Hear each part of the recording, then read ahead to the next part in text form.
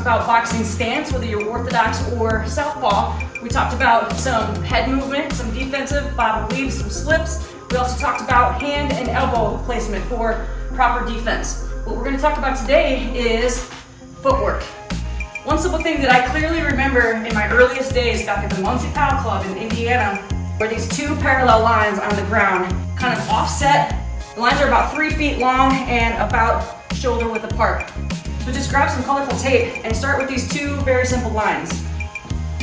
I'm going to talk about footwork from an orthodox position, so I'm going to go ahead and place my feet on the line. My back foot can either be slightly forward or out to the side, about 45-degree angle. Remember, those elbows are on the shelf, hands are on the cheekbones, chin is down.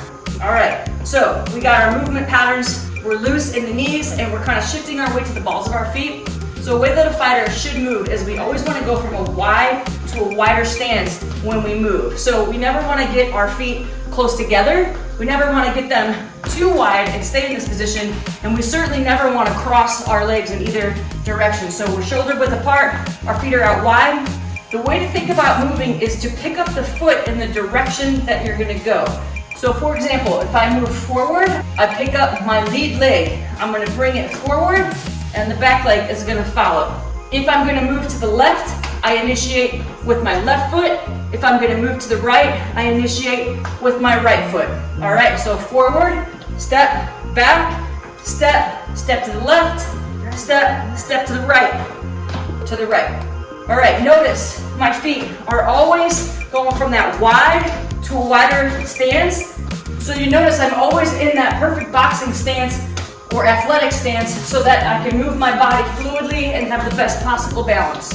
When picking up your feet, when that lead leg goes, you're never going to slide the back foot. So you should not hear shh, shh, shh. You also should not hear a thump, okay? So you have to find kind of that perfect, just picking up the foot a couple of centimeters and bring it forward, all right? So if you listen closely,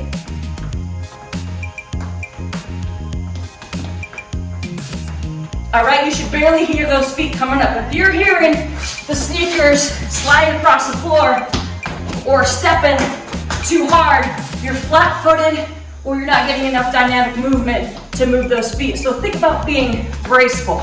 All right, move like a ninja when you're moving those feet. So during your shadow boxing, once you get that stance, try out these lines. Just use them to visually watch yourself in the mirror, to go up, to go back, to step left, to step right. In between the footwork patterns, don't forget the head movement. When you're turning, you don't want to take a whole bunch of little steps to get to your destination. Instead, we want to use what's called a pivot, just like in basketball. I'm going to pivot off that lead leg.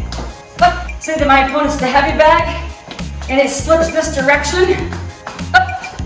Boom, I take that one big pivot, bam, and I'm right back, bam, in boxing position. If I spend all of my energy taking a whole bunch of steps, I'm doing too much. Bam, ready to fight. Bam, ready to fight.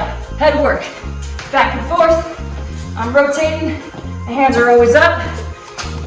Use your lines, try that for 2 minutes. Watch yourself in the mirror every day.